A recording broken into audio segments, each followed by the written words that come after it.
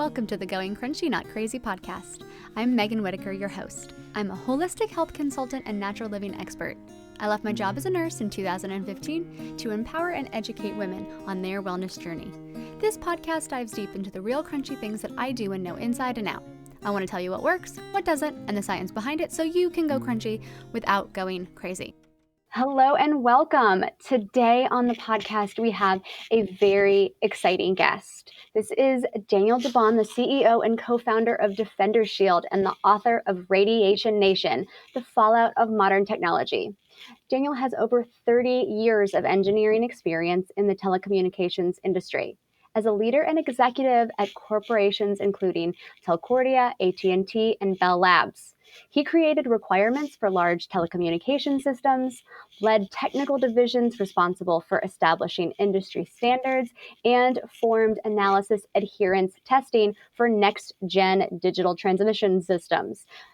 He oversaw laboratories which analyzed those digital signals and EMFs, the electromagnetic radiation that we're all hearing about. Now he helps to educate the world on what all that means, the proven health risks of EMF radiation, and he creates innovative products to help protect your family. So, Daniel, thank you so much for being on. Is there anything you want to add? Megan, you certainly got all sorts of good stuff about me already, and I don't think I can add, but thank you so much for inviting me. I really do appreciate it. Of course. So I have actually used DefenderShield products for about 4.5 years now. I bought an iPad case when I was pregnant. Oh, wow. With my first daughter. I knew that I was going to be up nursing all hours of the night, and somebody told me to download Netflix on my iPad, and I was like, I don't want to do that all night with my baby. So I got a DefenderShield, and that was my first introduction to your company, and I quickly became obsessed. I got the air tubes after that. I had cell phone cases. I have 4 or 5 of your products. Oh my goodness me. Your company was kind enough to reach out and send me your book, which I hadn't had a chance to read until last week. And I'm so glad I did. It is right up my alley. And I got a chance to get, I have got the new generation of your air tubes now. So. Oh, wow. Wow. You're keeping right abreast with us. That's for sure. I'm trying. It's so funny. We were talking about setting up this interview, and they were asking just sort of like what I needed to record or, to get all this set up. And I was like, I actually use DefenderShield's ear tubes when I record interviews. So that's perfect. Wow. Well, that's really good. I'm using them as well. And as you can tell, they're crystal clear. I know. The very first time I used them to record an interview, I was so worried because on phones and everything it's fine, and so I had this big interview and I called the person and I was like, "Can you hear me?" And I was like, "Yeah, you sound great." Like, yes. Well, so bonus. Yeah. Wow. Yeah. Well, it's the best. We try to do the best we can for our customers. So. Yeah, really, really good quality stuff. I obviously I've used it for years and years, but I want to talk a little bit about the book because it is, if you're listening to this podcast, it is going to be right up your alley because it is all about facts and studies and science, and that is our jam here. Yep. So the book is just full of fabulous information and really, really easy read. I mean, I come from a science background, and sometimes I try really hard to break it down for someone who doesn't. And I think you do a really good job of that. You also talk about the history of kind of devices, Wi-Fi signals, phones, and sort of the history of EMF radiation. So first thing, let's talk, the sort of wide cell phone use is only about really 20, 30 years old. Can you tell me a little bit about the evolution of these signals and why that is an important thing to consider? Actually, it is. And thank you so much for using so many of our products, because when I created them, I wasn't sure anybody would recognize the importance of conservative measures you could take in your life to minimize potentially dangerous things, and as a toxin, another form of toxin. Electromagnetic radiation is a form of toxin to the body, and the body's reacting to that, and there's a lot of ways it does that, and we're going to talk about all those things, I think. But you're an early adopter, which I'm sort of excited to hear because it sort of suggests that to me that, you know, we have people that are now beginning to recognize that there could be challenges in their lives, and if you're pregnant, as you were describing, it's even more important to be concerned about these things because the environment is so full of these toxins, electromagnetic radiation toxins, that they can influence within the womb the child. And you know, there's a lot of links to all Alzheimer's, ADHD. There's all sorts of links to physiological and psychological kinds of things that potentially can play into this. However, so let's start off. Your question is sort of what's the evolution of the cell phone industry in a sense, and that's sort of important to understand because this stuff's really not been in our environment that long. Right. It's really only been here about 10 years solidly, and it's continuously exponentially growing. Our environment never had these kinds of emissions in the environment. These are all man-made. The only actual electromagnetic radiation that exists is about 12 up to 12 hertz DC from the Earth itself. And our bodies learn to deal with that and sort of relies on it to some extent.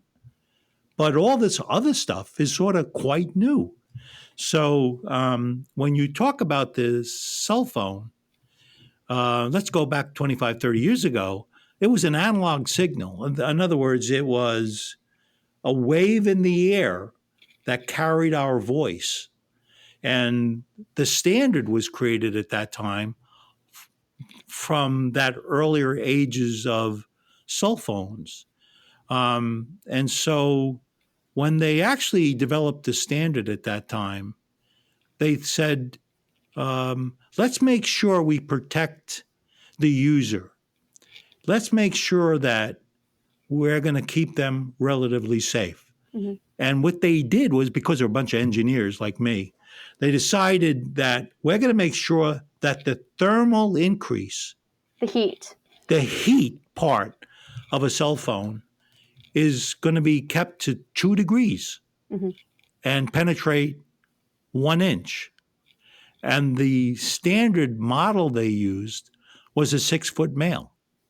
And that's of your brain. So your brain is heating up 2 degrees up to 2 inches. Right. Yeah. And let's keep on talking about this because it even gets better. So here the standard was created for 6-foot male, and they were all military, actually. The database to establish that sort of that tolerance for the signal was on a 6-foot male.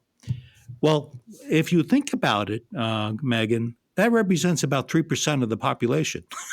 Yeah, I'm 5'2". Yeah, right, exactly. Yeah, and your skull is my skull is more dense than your skull. I'm thick-headed. You're not. Children, even more so. So when you talk about a 6-foot male signal going in 1 inch to the head on a child that's 6 years old, it goes completely through their head. So that standard was developed with the intent of casual use and the average 6-foot male. Well, I like to point out 30 years ago, I had a cell phone and I had no one to call. So casual use was like 5 minutes at most every so often because no one else had a cell phone. My dad had a bag phone. Yeah, right. And he used it only on, business trips or in the car, and we all had to be quiet. And, he'd use it for 5 minutes because inevitably the signal would drop. Right. That's exactly true. Right. So that was the pattern in which the standard was created. Fast forward to today, it really only looked at about 3% of the population. The signal has fundamentally changed between the cell phones or the Wi-Fi or the Bluetooth to connect to other devices with digital, not analog signals. And it's the digital signal that goes on and off, on and off, on and off, that's now penetrating the skull, penetrating the body. And so that's almost a fundamentally different kind of characterization of a signal. And we know from research, it actually is more dangerous to the cell and to the body itself. I found this really interesting in the book. You talked about the difference between the tapping and the constant touch. Like you imagine that wave that you learned about in 6th grade science. It's a wave. Right. Yeah, right, That exactly. isn't the signal anymore. Is that correct? Yeah, you're right. You're absolutely right.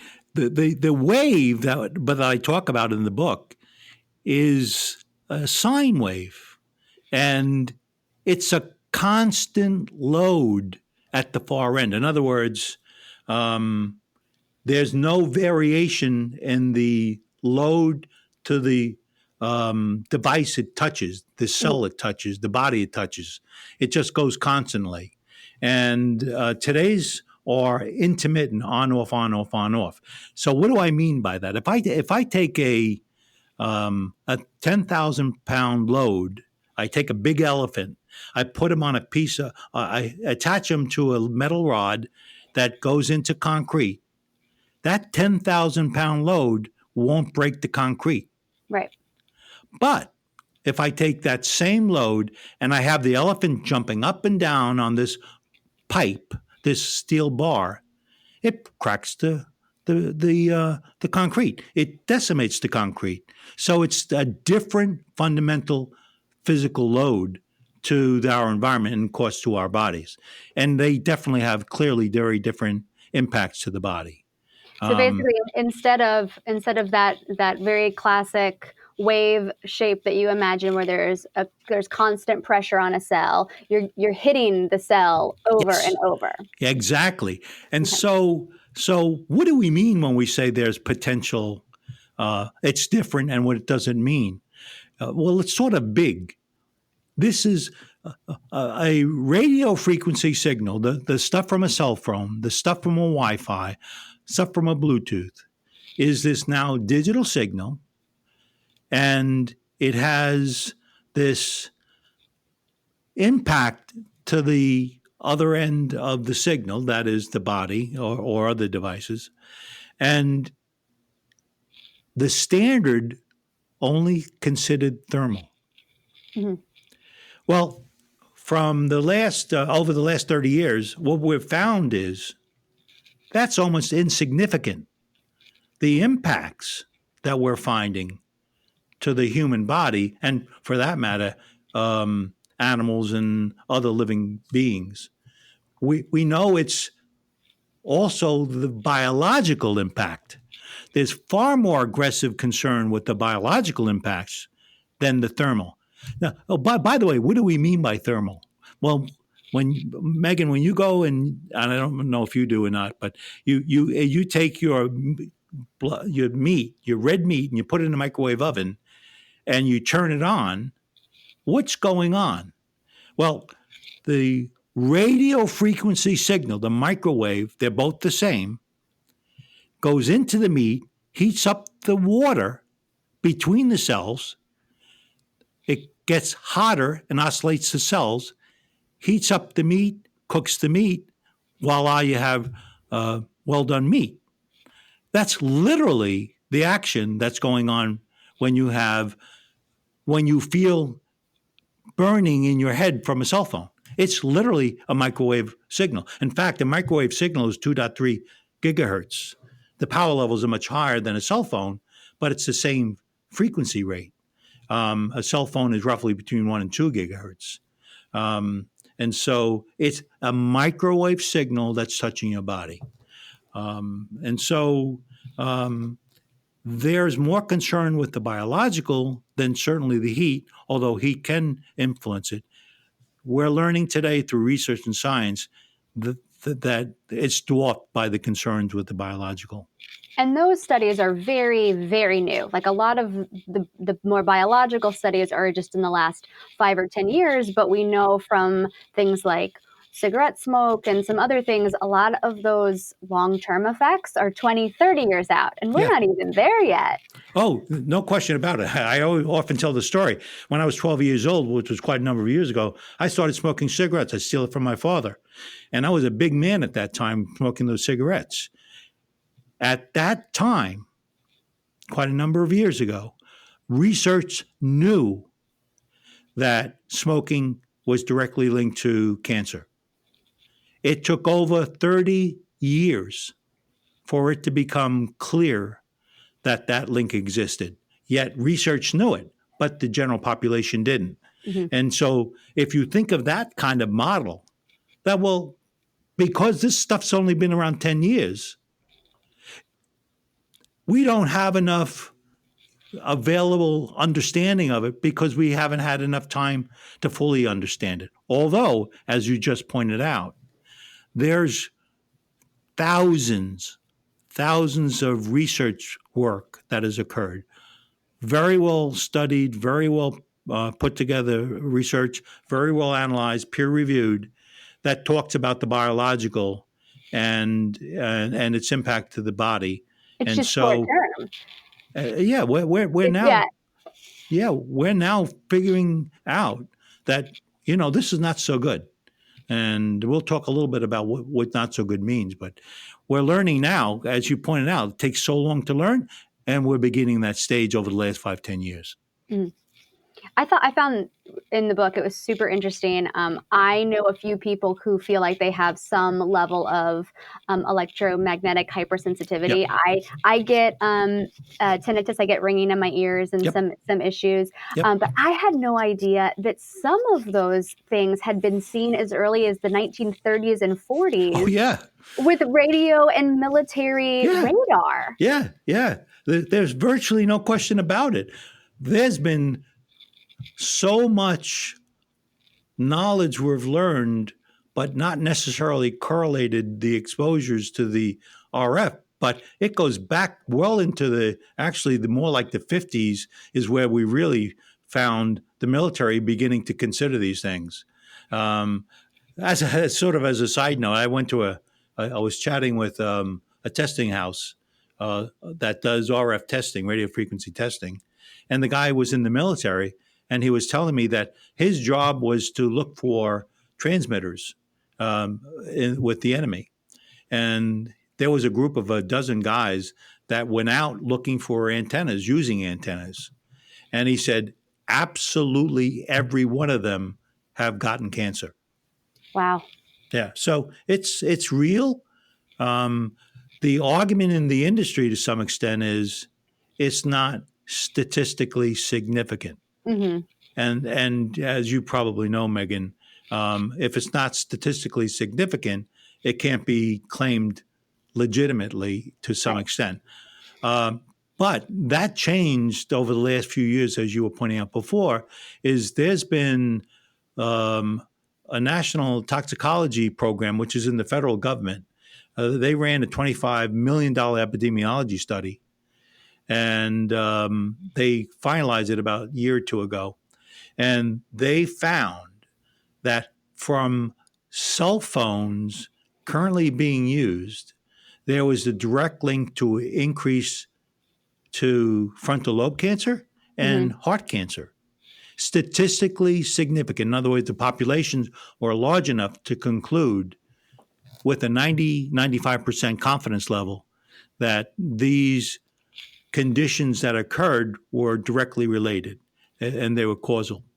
And one of the really scary things that I keep sort of mentioning that there's short-term studies that they have, because there's only been digital signals for so many years, is that the average time from first exposure to cancer is 15 to 20 years, depending on the type of cancer. Right. So, the short-term studies is concerning because we are not even to 20 years of a digital signal inundating our bodies every day. And that's actually why when I was pregnant, I decided to, get more shielded because in my opinion, it's why I have all this stuff out. I would rather be safe than sorry. Yeah, right. Cautious. Yeah, if there's anything new, I think, like specifically anything new that is so pervasive, that has any causal links to anything, which there have been many. I just feel like I wanted to put some layers up, and the more I learned, the more layers I added. Yeah, yeah. Megan, it was interesting you mentioned 10 years. We now have a 10-year period in which we've looked at geographical locations of users that use a cell phone 10 or more years. And what we found was they're 3 times more likely to get a cancer on the average. Wow. We know that if you're within 1,000 foot of a cell tower, you're 3 times more likely than the average population to have cancer. And so we're just now beginning to understand that there is these direct links, but we have a ways to go for us to have a general understanding. All of us have a general understanding. Well, I remember back in the 90s, I moved a lot growing up, and Okay. we would go look at houses, and my parents were always like, "Oh, that's a little too close to the power lines, Yep. a Yep. little too Yeah. close Yeah. to the power lines." And today, like I think people sometimes are more worried about big power lines than they are about the 5G tower that's across the street. Oh my goodness. Yeah. Yeah, absolutely. And as you pointed out, I worked with a guy in Bell Labs that was the expert in extremely low frequency emissions. That's the 60 cycle stuff you were just talking about, the power lines. Hmm. When cell phones came out, he never, ever used one and never would, because he knew from his work over the many, many years that there was a potential because of those increased levels of emission. Give you an idea what that means, the RF, the cell phone, the Wi-Fi in the classroom. Um, a cell phone emits 1.6 watts per kilogram. That's what the standard is. That's what we were talking about before. FCC established that over 30 years ago. In the classroom, the power level of an RF signal was 0 10 years ago. 0. Today, it's 0.5 watts. It's 1/3 of a full transmitting load all day, 7 hours a day. So all of a sudden, I grew up, I had nothing. You grew up, you may have had some, but today, children in classrooms, 1/3 of the power level. That's known as the ambient. The Hmm. ambient is increased by 10,000 fold over the last 10 years. Wow. And human bodies, like anything that's evolutionary, doesn't know how to deal with it because it's so new. Yeah, let's talk about like what the studies are actually showing in the cells. There's an actual stress response that we're seeing from cells. Is that correct? Absolutely. I'm so glad you asked me. Let's talk about that. There's an oxidative stress in general most people talk about. Hmm. And oxidative stress is an imbalance between the free radicals and the antioxidants of the body. That's what oxidative stress is. Oxidative stress is. But what we have learned over the last 5 years is that there's been incredible research done. And we're now talking about CDR, which is cell danger response. Mm. Cell danger response is like, because of that pounding you're getting constantly, your body's saying, I want to shut down now. And I'm under attack. And this is what I'm going to do. I'm going to try to protect my body in some way. So all of a sudden, the cells don't respond the way they did 20 years ago. Hmm. And so when you were mentioning headaches, when you were mentioning ringing of the ears, these are directly correlated to ambience in the environment. Hmm. And it's not necessarily the case for you, but in general, it's true that ambient is increasing that. And even more importantly, so you got a headache, big deal. The real problem is it's getting into your head. Right. So you have the neurological and the physiological changes that are, in other words, you start yelling at me and you don't know why. It's because there potentially is a significant exposure in your particular environment that's playing around with your frontal lobe. And it's sort of getting you slightly more angry. In fact, that's a characteristic of the electro-hypersensitive that you were talking about before, by the way, that the more hypersensitive you are, the more your body's responding in the CDR response function. So it can get pretty serious. And if you think about it, we were just talking about a classroom. Right. And now they have a third of a power level within that classroom, and it's always on. Do you know what's going to happen within that environment 20 years from now from those children? No one knows. Absolutely no one knows. But I would predict, based on the science and research that's been done over the last 10 years or so, that it's not good. It's worse than better. One of the very first studies that I saw that was concerning for me was the Sperm Studies. I think it was out of Israel, but don't quote me on that.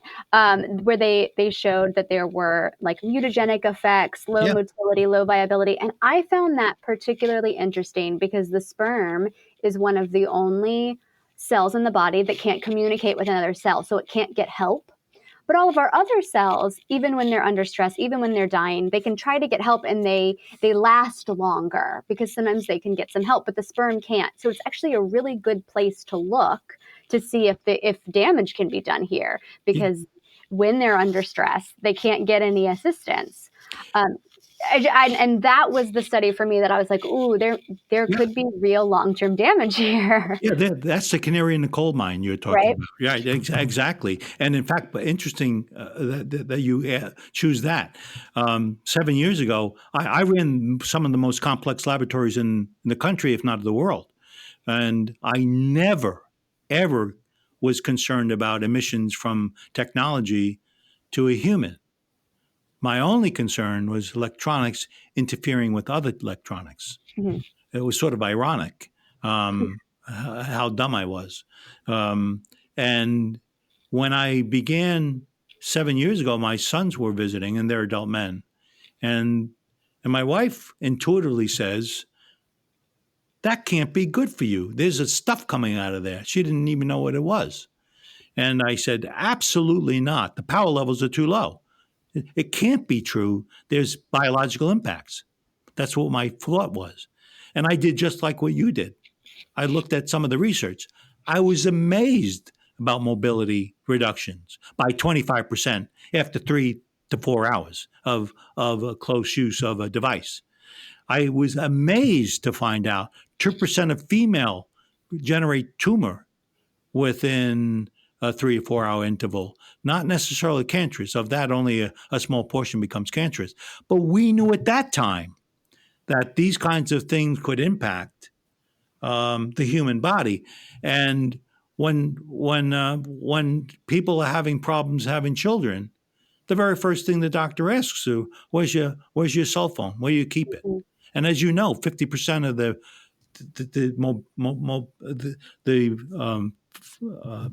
ability to produce children is reduced by 50% over the last 10 years. Yeah, when you're holding your phone on your waistband for 12 hours a day. Yeah, I was actually talking with he's one of the brightest research / X-ray guys in the country, if not in the world. He's a really incredible guy. And I was telling him that, we talked about cell breakdown, where a cell actually is invaded by this tapping signal, and how eventually the membrane of the cell breaks down and calcium channel penetrate. When it happens, it actually ultimately through chemical reactions create DNA damage or mutated cells. Mm-hmm. And I said, the ionized radiation, the X-ray space, which is much faster than the RF stuff. And he said, I'm not sure this can really be true, that we know X-rays, ionized radiation, can actually destroy the cell. And we actually know how it breaks down under those exposures. And I said, yeah, but the mechanics of breakdown are very similar, if not identical, in a lot of parts of the breakdown. Right. So And if you remember back to like high school chemistry, where you have the little elements, and you got ions yeah, running around the outside. Ionizing radiation knocks one of those yeah, guys yeah, right off, and that's yeah, instant. And that is cell breakdown, and that happens if you get a high dose radiation in a horror movie. Your cells break down. The yeah. non-ionizing radiation is thought to be safe because it annoys those guys and it pushes at them, but it doesn't knock it out. So we have assumed for a long time that since it doesn't knock it out of orbit, it must be perfectly harmless. But now we're seeing that may not be the case. Yeah, because of the signal now playing around with the membrane itself and Mhm. breaking down the membrane of the cell and allowing calcium to penetrate. So you still get the DNA damage and mutated cell. If you have your 12-year-old daughter, for example, have a cell phone in her pocket and she has a cell that becomes mutated or damaged, and then she has a child as an adult, that that gene can be transferred to the next generation and then the next subtending generations. There are actually some, like Dr. Powell talks about, this is catastrophic. And how do you avoid it? Don't put the cell phone in your pocket. Yeah, let's talk about protection. So you co-founded DefenderShield to help protect your son's laps Right. from these rays, and you have a few other Yeah. fabulous products, but there are other things that you can do as well. So let's talk about sort of like the three modes of protection. Yeah. When it's time, distance, and shielding. Time is if you put a cell phone to your head and you talk for a couple of minutes a day, you're never likely to have any impact at all from the use of that device. Mhm. So the time in which you're exposed, if it's minimal, it does nothing to the body that we know of. Because the body's able to, Yeah, it can deal with it. it can deal with it. Yeah, they can deal with it. So distance, it's a logarithmic. When you talk about the power level of a cell phone, you talk about the logarithmic drop off or the square of the distance. Um, so if you're 1 to 2 foot away, if you're right up against your head, that's the worst condition you can have from a power level of that kind. If you take it 1 to 2 feet away, 80% of the potential danger of the cell is gone. By 4 foot, 98% roughly. So, Yeah, my understanding is a lot of the phones in that small print of the instructions actually say to keep it a few inches from your body. oh, absolutely. They all say it because of the liability. Right. And in part, that's why they're doing it. They're trying to protect their liability. Yet, interestingly enough, this cell phone industry can't get insurance for that reason. There's too liable. Yeah, now Um, people are putting the Bluetooth things up in their ears, like getting it even closer, which well, is why I let's have the air tubes. Megan, let's talk about the Bluetooth. I'm Mhm. really glad you mentioned that. We know from research, 0.1 watts per kilogram can mutate a frontal lobe cell. 0.1 watt, 15 times less than the standard 1.6 watts per kilogram, which is the FCC standard. For Bluetooth. So that's the power level of a signal, 0.1 watts. Hmm. Bluetooth, and Dow 1 watts, by the way, um, is the power level that was established in this research study. Okay. What they did is they found through other research your blood-brain barrier protects you Hmm. in your brain. When you use a cell phone to your head, it mucks around with your blood-brain barrier. Also, by the way, your immune system. It suppresses immune. So we know from research that when the blood-brain barrier is down, that's part of the protection to the head. It's part of the protection to the frontal lobe. And so when you use a Bluetooth, that's 3 watts. Your blood-brain barrier is down, and it only takes 1 watt, dot 1 watt, to affect the cell. You got to be not so smart to use a Bluetooth speaker that communicate back and forth with each other on providing you the stereo, which they do. Well, I mean, you just have to be uninformed. I think a lot of people just, Yeah. a lot of people just, these things aren't out there. That's why I'm so Right. glad that we have your book. Yeah. I wrote that book for women, by the way, for men that are not scientific, that want to understand what we know.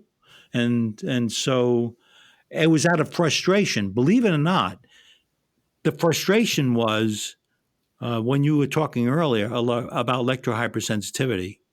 I was frustrated because we were running a company and we were getting all these phone calls. And they were saying, I get headaches, my hands tingle, my eyes hurt, and what's going on? And so the frustration was people didn't realize the research side has already come up with all these links to all these kind of conditions: memory, concentration, flu-like symptoms, body aching, dizziness, all the things that are known to be directly linked to exposures. No one knew. Yet we had so much knowledge. So that's why we created the book. It was sheer frustration from the electromagnetic hypersensitive. Do you know that over 20% of us are hypersensitive? More than 20%. And Megan, of that, 80% are women. Yeah, I've heard that. Yeah, I've heard it's that. And amazing. I've seen that to be true in the people that I know, that it does tend to be women who are more sensitive to And it. no one knows why, by the way. Some speculate it's a hormone difference. Some speculate it's the pills we take. Birth control pills have a aluminum base to it, and that's a conductivity function that exists. No one knows why, but the fact it's true. So the things we can do to protect: distance. And I always think about it sort of like oh gosh, like a target where, the cell phone is the bullseye and we want to be a couple of rings out. Yeah, exactly. So distance, we want to reduce the time, and then there are products when we need to use it that we can shield. And like I said, I am very shielded. Yeah, well, you sound like it. So there's other things we can do too, right? When we talk about actually, let's talk about this a little bit. When you talk about the ambient in an environment, your room, where you are right now, there are transmitting sources. Oh, yes. Right? We can switch everything off. Yeah, that's what you have to do. Turn it off. Yeah, so we're hardwired via Ethernet. I even have an Ethernet cord that can go into my cell phone, which a lot of people don't know that you can do. Yeah. I love Ethernet. It's so fast. Yeah, it's better than the Wi-Fi. Yeah, exactly. And so think of it like this. Here's an analogy. 1 bee won't kill you, 1,000 will. Right. So the trick is look for where all your bees are.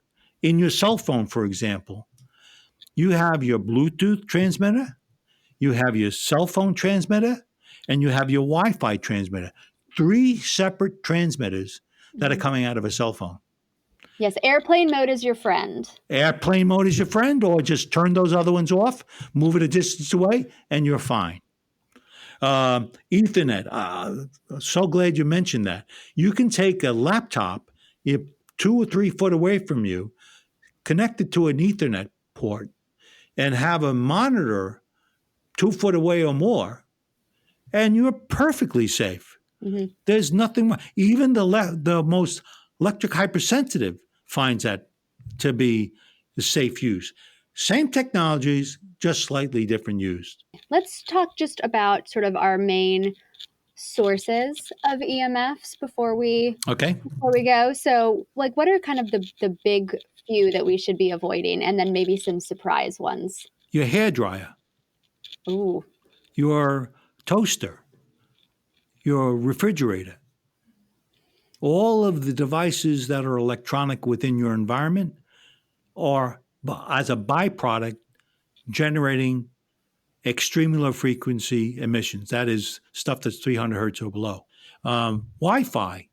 I got a $10 timer I use on my Wi-Fi. I turn it off completely at night. Yeah, we used to have ours on a timer, and I actually got a remote control clicker, and so now I just turn it on Yeah, and turn it off just for a few minutes. right. And by the way, that's sort of important at night, particularly if it's close to your bedroom. Yes. I was talking with an interviewer once, and I said, in the bedroom, don't have any devices in the bedroom. She had a cell phone. She actually had a Wi-Fi right outside of it. And I said, what's going to happen is that your melatonin is going to be disrupted. You'll have a little bit of problem sleeping, and you won't get into the deep sleep and all the kinds of things you need to do. And she kept on saying, oh, thank you so much. She didn't believe a word I said. And about 2 months later, she called me up and she said, we moved everything out of the bedroom. My husband and I are now sleeping all night. Yeah. It's clear that we know through science that these kinds of things are occurring, and it's very simple to eliminate it. Move them away, turn them off. Oh, before we go, I want to get your opinion on smart meters. Oh, yes. Don't panic about smart meters. Okay. Distance is your friend. Okay. If you have a meter on your garage and you have a 2-car garage and your bedroom's on the other side, that's 20 foot away. Don't panic. It's a periodic transmit. They call it, an intermittent signal that occurs, but the distance is going to keep you safe. If it's right on the outside wall of your bedroom, move your bedroom. That's when it becomes more important. We actually had to do that. We had to move our bed to the other side of the room. Yeah, that's what I suggest people do. That a little bit of distance really keeps you quite safe, and because distance is your friend. And so you were mentioning 5G, by the way, a little bit ago. Yeah. Maybe we'll talk a little bit about that. 5G is made up of many frequencies. The frequencies that people are very worried about is the frequency rate that's being used outside the residential home, not the other stuff. So when we talk about being really concerned about fifth generation technology, we're talking about the transmission that occurs from the cell tower, which is a maximum of 750 feet away from your house, maximum, because these signals can't go very far.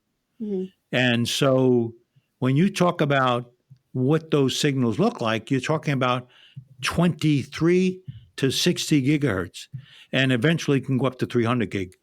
To put that in perspective, your Wi-Fi uses 2.4 gigahertz. That's 2.4 billion cycles per second of digital data. 2.4 billion. Your cell phone works between 1 and 2 gigahertz, which is 1 to 2 billion cycles per second. When we talk about the transmissions of the 5G, we talk about the transmissions from your house to the cell tower, and will be a maximum of 750 feet. Why? Because at 23 gigahertz can't travel very far at all. 23 billion cycles per second. And so the way they get that 23 gigahertz signal to your home is by transmitting at a power level of 20 watts per kilogram. Remember we talked about a cell phone is 1.6 watts? This is 20 watts per kilogram. The cell tower that's 5 miles away from you, that you're communicating with your phone, is 60 watts. So it's a third of the power level, and it's exponentially faster than the current transmissions. And so we're going into a place in which we know that the current RF in our environment and the increase in the ambient is trending towards a better understood biological impact, which is a negative impact. Mm-hmm. With the 5G and these kind of characteristics within these networks, no one can really tell you what the impact is. But if we extrapolate, you can predict it's probably more the same, if not worse. Yeah.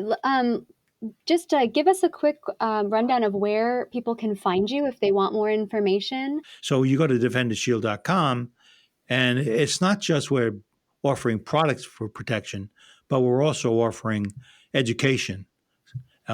We try to keep a blog up, and we try every week to keep it as abreast of current events in this industry, so you can sort of focus in on what's going on in the space without having to travel everywhere in the world to find the information. We try to concentrate for you. Well, thank you so much, Daniel. This has been really incredible information, and we are actually going to be giving away a copy of your book. Oh, wow. So if you follow the Instagram Going Crunchy Not Crazy, you will have a chance to win a copy. Although I do encourage everyone to get themselves a copy. And if you have any comments, questions, anything, please reach out. I'm just so excited for you guys to hear this episode. And until next week, thank you so much, Daniel. And Megan, thank you so much for inviting me. I appreciate that.